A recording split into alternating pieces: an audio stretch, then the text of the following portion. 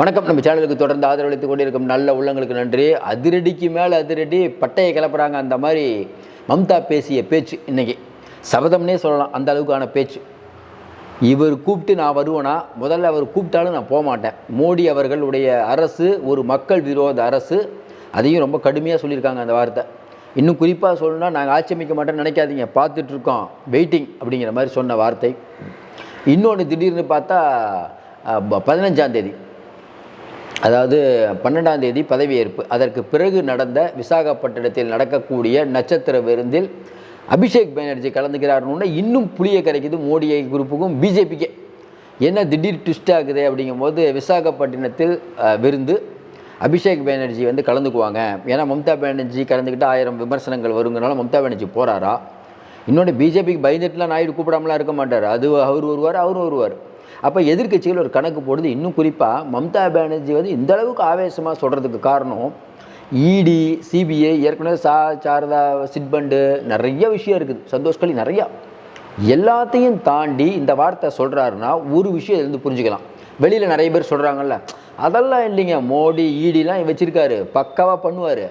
சில பேர் இன்னும் காமெடி, மோடி வந்து இடி வச்சுருக்காரு, சந்திரபாபு நாயுடு ஆட்களை கூட நாளைக்கு வந்து இடி வச்சு மிரட்டுவார்னு. முதல்ல மோடிக்கு பவரே இல்லைங்க போய் நாயுடு அவர்களை மிரட்டுறது. அது நாயுடோட வரலாறு தெரியாமல் எது வேணால் பேசலான்னு பேசுகிறாங்க. ஏன் சொல்கிறோம்னா, இன்றைக்கி நாயுடு அவர்கள் போடும் மெகா கணக்கு, அதாவது சொல்கிறனால இன்றைக்கி வந்து சமூக ஊடகங்களில் ஆந்திராவில் மக்கள் மறக்கவில்லை. இதான் அந்த தெலுங்கு தேசம் கட்சியில் ஒருத்தர் பேசுகிறாரு, மக்கள் மறக்கலை, எதையுமே மறக்கலை. எங்கள் தலைவரை வந்து இவர் ஜெகன்மோகன் உள்ளே போடுறாரு, அப்போ வாய் மூடி பேசாமல் இருந்தவர்கள் தான் பிஜேபி. அத்வா நம்ம மோடியிலேருந்து இவர் நம்ம முரளி மனோகர் ஜோஷியிலேருந்து அமித்ஷாலேருந்து எல்லாருமே எத்தனை தடவை நாங்கள் கேட்டிருப்போம். புரந்தேஸ்வரியை வச்சு எத்தனை தடவை அப்பாயின்மெண்ட் அவங்க ட்ரை பண்ணியிருப்போம். அப்பெல்லாம் வாய் திறக்கலை. உடனடியாக முதலில் குரல் கொடுத்த இந்தியாவில் இருக்க ஒரே தலைவர் மம்தா தான். அடுத்து தான் இவர் வர்றார், யார், அகிலேஷ் வர்றாரு, சரத்பவர் வர்றாரு. உண்டா இல்லையா? அப்போ மம்தாவுக்கு விசுவாசமாக ஃப்ரெண்டாக இல்லாமல் உங்களுக்கு ஃப்ரெண்டாக இருப்பாரா? எப்பயுமே உள்ளே பகை வையடா தாண்டவ கோனே, அதுக்கு உதட்டில் உறவாடிடா தாண்டவ கோனே அப்படின்னு ஒரு பாட்டு இருக்கும். அந்த வரிகளை பார்த்தாவே தெரியும். இன்றைக்கி மம்தாவை தாண்டி சந்திரபாபு நாயுடு ஒரு பெரிய மெகாட்டு மறுபடியும் சொல்கிற, எழுதி வச்சுக்கோங்க, இந்த ஆட்சி நிலைப்பதற்கான வாய்ப்பு ரொம்ப கம்மி. பெரிய ஒரு எப்படி சொல்கிறதுனா, ஒரு பெரிய பாதாளத்தை நோக்கி இந்த ஆட்சி போயிட்டுருக்குன்னே சொல்லலாம். செப்டம்பர் மாதம் மகாராஷ்டிரா சொல்லிக்கிட்டே இருக்கலாம். இப்படி திடீர்னு வரும்போது இப்போ ஒரு சந்தோஷமான செய்தி, மக்களவைத் தலைவராக சோனியா காந்தி தேர்ந்தெடுக்கப்பட்டார். இன்னொன்று, ராகுல் காந்தி எதிர்கட்சி தலைவர். எதிர்கட்சி தலைவராக ராகுல் காந்தி ஆனார்னா அங்கே இப்போ சபை எப்படி இருக்கும் கொஞ்சம் யோசனை பாருங்கள். முதல்ல மாதிரி மோடி வந்துட்டு எதுவும் பேசாமல் போக முடியாது. முதல்ல வந்து டெய்லி அட்டண்டன்ஸ் போடணும். ஏன்னா நிறைய நாள் இவர் வந்து இதில் தான் இருந்தார், எங்கள் வெளிநாட்டில் இருந்தார். அன்புமணி ராமதாஸ் நிறைய நாள் வரவே இல்லை. ஆனால் அன்புமணி வந்து இங்கே வந்து நாடாளுமன்றத்தை பற்றி பேசுவார். இன்னும் குறிப்பாக சொல்லணும், ஏற்கனவே வெங்கடேசன் கேட்டுட்டு இருந்தார், எது இத்தனை எங்களுக்கு வந்து விமான நிலையம் வேணும், 4 வேணும், 4 இல்லை 40 கேட்போம்னு சொல்லியிருக்காங்க. இப்போ இன்னும் குரல் வேகமாக உயர்த்துவாங்க.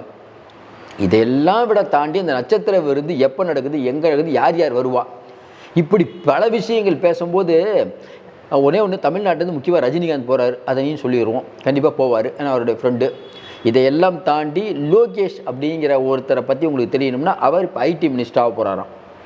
அவர் தான் இதை ஒருங்கிணைக்கிறது. என்னென்னா, இவர் லோகேஷ், அபிஷேக் பானர்ஜி, அதுக்கப்புறம் பார்த்திங்கன்னா இவர் நம்ம சுப்ரியா சுலே, இப்படின்னு ஒரு பெரிய வட்டம். இது வந்து ஒரு பெரிய வட்டம், இவங்களுக்குள்ளே வந்து ஒரு பெரிய வட்டம், ஒரு பெரிய அண்டர்ஸ்டாண்டிங் இருக்கும். அது வந்து நட்பு, அரசியல் வேறு நட்பு வேறுன்னு சொன்னாலும் இருக்குது. இப்படிப்பட்ட சூழ்நிலையில் இன்றைக்கி நட்சத்திர விடுதியில் விசாகப்பட்டினத்தில் அவர் வைக்கக்கூடிய அந்த விழாவில், அந்த விருந்தில் அபிஷேக் பானர்ஜி கலந்துக்கிறது ஒன்று. அதையும் தாண்டி 2 நாளைக்கு முன்னாடி தான் அபிஷேக் பானர்ஜி என்ன சொல்கிறாரு, எங்கிட்ட 3 பேர் பிஜேபியில் இப்போ வெயிட்டிங்கில் இருக்காங்க அப்படின்னாங்க. திடீர்னு சுயேட்சைகள் ஒரு 7 பேர் வேறு ஆதரவு தெரிவிக்கிறாங்க. நம்ம எதாவது சொல்கிறோம், எவ்வளோ தொலைக்காட்சி இருக்குது, எவ்வளோ யூடியூப்லாம் இருக்குது, ஒவ்வொருத்தரும் இந்த 7 பேர் எந்தெந்த இடத்துல இருக்காங்க, இவர்களுக்குடைய பேக்ரவுண்ட் என்ன, அநேகமாக சொன்னது நம்ம மட்டும்தான் நினைக்கிறோம். ஏன்னா சாவகாசமாக இன்றைக்கி வந்து இந்தியா டுடேலேருந்து எல்லாருமே முதல்ல இவங்க தான் சொன்னாங்க பெரிய அளவுக்கு ஜெயிக்க போகுது அப்படின்னு. இன்னும் குறிப்பாக நம்மளுடைய பழைய பதிவு பாருங்கள், நிறைய பேர் தமிழ்நாட்டில் நிறைய பதிவுகள் நீங்கள் பார்த்துருப்பீங்க. 39க்கு 39 ஜெயிக்கும்னு ஒரு சில பேர் சொன்னாங்களா, நம்மளும் ஒருத்தர் வெளியில் போய் பார்க்குறீங்களான்லாம் கேட்டோம். இன்றைக்கி அதுதான் நிலவரம். இப்படிப்பட்ட சூழ்நிலையில் மம்தா இன்றைக்கி பேசிய பேச்சு, நீங்கள் வந்து பதவியேற்புலாக நான் கூப்பிட்டாலும் வரமாட்டேன், ஒன்று ரொம்ப ஆடாதீங்க, எப்பயும் உங்கள் நாட்கள் எண்ணப்படுகிறது அப்படின்னு சொன்னது. மூணாவது வந்து அபிஷேக் பானர்ஜி நட்சத்திர விருதுக்கு போகிறது. நீங்களே கொஞ்சம் யோசனை பாருங்களேன், அபிஷேக் பானர்ஜி போனதுனால உடனே வந்து மாறிடும்னு நம்ம சொல்லலை. அபிஷேக் பானர்ஜியை இவங்க என்ன சொல்லுவாங்க, மரியாதை நிமித்தமாக கூப்பிட்டான்னு. சரி, மரியாதை நிமித்தமாக கூப்பிட்டீங்கன்னு வச்சுக்கோங்களேன். இதற்கு முன்பு மரியாதை நிமித்தமாக நம்ம இவங்க மம்தாலேருந்து எல்லாத்தையும் பதவியேற்பிலாக கூப்பிடுவீங்க. இப்போ ஏன் அது டிலே ஆகுது? அப்போ ஒன்றே ஒன்று நல்லா தெரியும், காங்கிரஸ் சோனியா காந்தி, ராகுல் காந்தி இவர்களுக்கும் மம்தா பானர்ஜி இந்த மாதிரி ஆட்களுக்கும் உங்களுக்கும் ஒரு பெரிய விரோதம் இருக்குது. மோடிக்கு பர்சனலாகவே சண்டை. ஏன்னா இது வந்து ஜெயலலிதாவோ வந்து ஒரு காலத்தில் வந்து அத்வானியை கவுத்திட்டு வந்தார்ல நம்ம இவங்களை வாஜ்பாய், அந்த மாதிரி சண்டை. மம்தா பானர்ஜி பற்றி தெரிஞ்சவங்களுக்கு தெரியும், சுமூக உறவு அவங்க மேக்ஸிமம் பெரிய ஆடி ஆட்டி வச்சுக்க மாட்டாங்க. இப்படிப்பட்ட சூழ்நிலை திடீர்னு பார்த்தீங்கன்னா கொல்கத்தாவில் நடக்கக்கூடிய அந்த துறைமுகம், இப்போ அதுவும் பலருடைய புருவங்களை உயர்த்துக்கு. ஏன்னா கொல்கத்தாவில் இருக்கக்கூடிய துறைமுகத்தை இன்றைக்கி வந்து அதானி அவர் ஃபுல்லாக வச்சுட்டார். அப்படி நீங்கள் வைக்கிறதா இருந்தால் மம்தாவோட உதவி இல்லாமல் நீங்கள் பண்ண முடியாது. ஏற்கனவே சரத்பவாரை போய் வீட்டில் பார்த்தீங்க அதானி. ஏன் பார்த்தாரு? அங்கே இருக்கக்கூடிய பெரிய கட்டுமானம், அந்த கட்டுமானம் இருக்கிறதுனால அவர் கொஞ்சம் பார்த்தாரு. ஆனால் இன்றைக்கி என்ன, மம்தா பானர்ஜி அவர்களுக்கும் அதானிய தரப்பு போய் பார்த்ததா சொல்கிறாங்க. அப்போ ஒரு பக்கம் என்ன தான் மோடிகிட்ட ஃப்ரெண்டாக இருந்தாலும் பணம் தானேங்க, மம்தா பானர்ஜி இல்லாமல் தொழில் பண்ண முடியாதுன்னா பண்ணி தானே ஆகணும். அதே மாதிரி அங்கே இப்படி பல விஷயம். அதாவதுங்க இன்றைக்கி இருக்கக்கூடிய நிலையில் நீங்கள் தனிக்காட்டு ராஜாவாக இருக்கிற வரைக்கும் பிரச்சனை. இதுவே நிறைய பேருக்கு தெரியல. மோடி அவர்கள் தனிச்சு இன்றைக்கி இயங்க முடியுமா? சரி, நம்ம என்ன கேட்குறோம், இப்போ அடுத்து வந்து அவர் உடனே ஃபாரின் ட்ரிப்லாம் போடுவார் இல்லையா, அந்த ட்ரிப் இல்லை. இப்போ எழுதி வச்சுக்கோங்க, உடனே ட்ரிப் போக மாட்டார். இப்போ மாநாடு அமெரிக்கா இருக்குல்ல, அதுக்கே போக மாட்டார். ஏன்னா என்ன சிக்கல்னா ஒரு இன்செக்யூர்டு. ஏன்னா மம்தா சொன்ன வார்த்தை தான், நீங்கள் நினைக்கிறீங்க பிஜேபியை உடைப்போன்னு. பிஜேபியை உடைக்க மாட்டோம், உங்கள் கட்சியில் 1000 பிளவுகள் இருக்கிறது, அதே உங்களை உடைத்து விடும். நல்லா தெரியும் இன்றைக்கி இருக்கக்கூடிய நிலைமையில் மத்திய பிரதேசத்தில் எவ்வளோ பேர் அதிருப்தியில் இருக்காங்க. ஒன்று வசுந்தராஜ சிந்தியா பையனுக்கு நீங்கள் சீட்டு கொடுக்கலன்னா அவர் வந்து ரொம்ப நாள் இங்கேயே இருப்பார். அவருக்கு என்ன பட்டாவை போட்டு கொடுத்துருக்காங்க உங்ககிட்ட. அதனால் இன்றைக்கி எல்லா கட்சியிலையும் ஆசை பிளவு இருக்குங்க. அந்த பிளவு பிஜேபியில் வரும். எவ்வளோ நாள் தான் அவங்க எம்பியாகவே இருப்பாங்க? மினிஸ்டரை பார்க்குறாங்கல்ல, யோசிக்க மாட்டாங்களா? இன்றைக்கி இருக்கக்கூடிய நிலைமையில் சரி பதவி போனவங்க சும்மா இருப்பாங்களா? எல்லா விஷயமும் இருக்குல்ல. இன்னும் குறிப்பாக சொல்லணுன்னா இன்றைக்கி நாயுடுவும் நிதிஷ்குமார் உள்ளே போகிறாங்க. அவங்க என்ன நினச்சிட்டு இருக்காங்க, இப்போ நான் கேட்டேன் நிதி அதெல்லாம் கேட்டேன், நீங்கள் கொடுக்கல. ஆனால் என்னென்னா இந்தியா கூட்டணியில் அத்தனை கட்சிகளோடு இருக்கிறத விட நீங்கள் பெட்டர்னு நினச்சி வந்தோம். எது நம்ம என்டிஏ. ஏன்னா நீங்கள் எது சொன்னாலும் தலையாட்டுவீங்க. மறுபடியும் உடனே ஜிகளுக்கு கோவம் வரும், எது சொன்னாலும் தலையாட்டு. ஆமாங்க, எது சொன்னாலும் தலையாட்டுவார் அவர். இந்தியா கூட்டணியில் தான் நாயுடுக்கு பிரச்சனை. ஏன்னா அங்கே போனீங்கன்னா மாநில உரிமை அந்தஸ்து கொடுத்தீங்கன்னா ஸ்டாலின் கேட்பார், ஏன்னா எங்கள் ஊரில் கேட்பாங்கன்னு. மோடிக்கு அப்படிலாம் இல்லை, கொடுப்பார். ஏன்னா அவருக்கு பிரச்சனையே இல்லை. அவர் ஒரு முடிவு பண்ணிட்டார், நம்ம இருக்கணும் அவ்வளோதான், நம்ம நல்லா இருக்கணும் அவ்வளோதான். இப்போ அந்த ரேஞ்சில் தான் போயிட்டுருக்குது. ஆர்எஸ்எஸ் என்ன நினைக்குது, என்னங்க இவர் வந்து மொத்தமாக முடிச்சுட்டு போயிடுவார் பொழுது. நமக்கு எதிர்கட்சி வரிசையில் உட்காந்தாலும் ஓரளவுக்கு டெவலப் ஆகும். இத்தனை பேரை கொண்டு வந்து உள்ளே உட்கார வச்சுட்டு இருக்கிறவனுக்கு ஆர்எஸ்எஸ்ஸில் இருக்கவனுக்கு கொடுக்கல அப்படிங்கும்போது என்ன ஆகும் நிலவரம்? இதில் என்ன, ஆர்எஸ்எஸ்ஸில் இருக்கவங்க வந்துடும், ஆர்எஸ்எஸ் நீங்கள் கொடுத்தே ஆகணும். இப்போ நிதின் கட்கரி சந்தோஷமாக இருப்பார் நினைக்கிறீங்க? கொஞ்சம் யோசனை பாருங்கள்.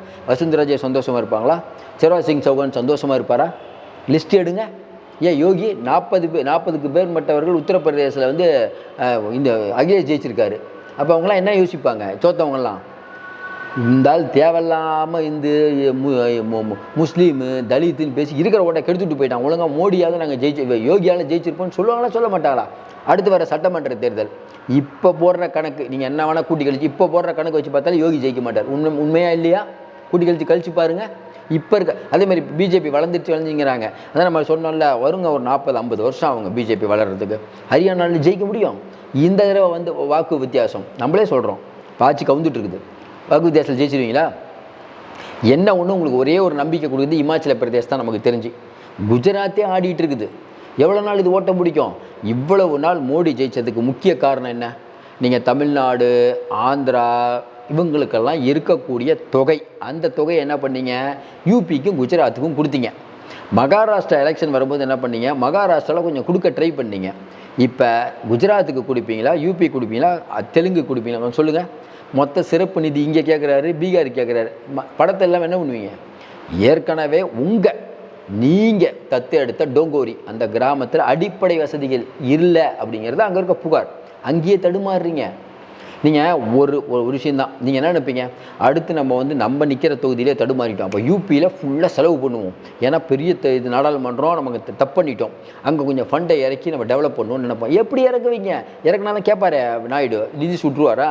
பீகார் இறக்குங்க பாரு, பீகார் 40, இங்கே இன்னொன்று, நீங்கள் நாயுடுக்கு கொடுக்கக்கூடிய பணம் அவர் ஸ்கோர் பண்ணிக்குவார், உங்களுக்கு அதனால் பெனிஃபிட் இல்லை. நிதிக்கு கொடுக்க பணம் அவர் ஸ்கோர் பண்ணிக்கிறார், உங்களுக்கு பெனிஃபிட் இல்லை.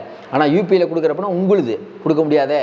ஏன்னு கேட்குறீங்களா? 10 வருஷம் அவ்வளோ சூப்பரான ஆட்சி நடத்தியிருக்காரு இவர் அண்ணாமலை ரொம்ப பேசுகிறாரு, இத்தனை லட்சம் கோடி தமிழ்நாடு வாங்கிருச்சு. சரிட்டுங்க, தமிழ்நாடுக்கு தப்பு தான் வாங்கிருச்சு. நீங்கள் எத்தனை லட்சம் கோடிங்க வாங்கினீங்க? 10 வருஷம் ஆண்டிங்க. மன்மோகன் சிங் இருக்கிற போதும் நீங்கள் இருக்கும்போது என்ன பெருசாக சாதிச்சிங்க? இனிமே இங்கே முடியாதுங்க, சாதிக்க முடியாது. நம்ம சொல்கிறேன், சாதிக்க முடியாது.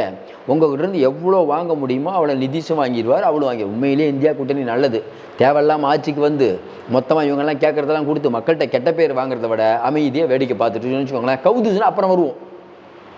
ஏன்னா இவர் தான் சொல்லிட்டு இருந்தார், நிலையான ஆட்சி. ஒரே ஒரு செங்கல் மட்டும் இப்போ கவுந்ததுன்னா மோடி அவ்வளோதான் காலி.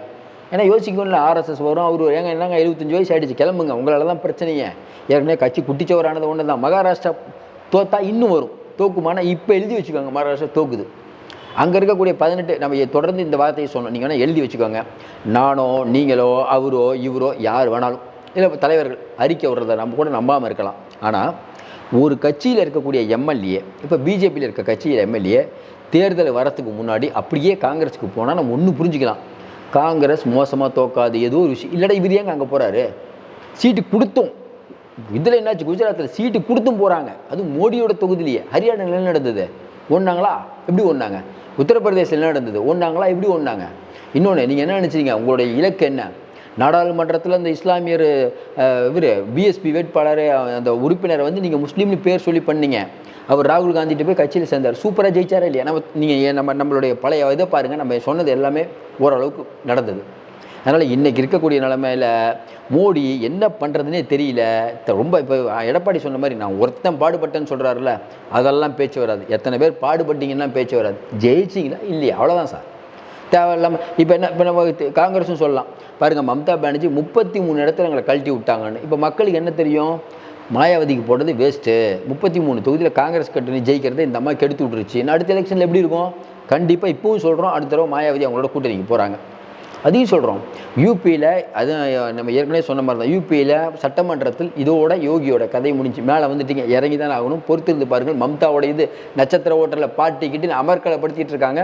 இப்போ நட்சத்திர ஓட்டரில் பாட்டில் என்ன பேசுவாங்கன்னு தெரியல. ஏற்கனவே நிதிஷ் பின்னாடி உட்காந்து தேஜஸ்வியோட பேசுனது அது ஒரு பெரிய வாதம். என்ன பேசியிருப்பார் கொஞ்சம் யோசனை பாருங்களேன், நிம்மதியாக இருப்பார்.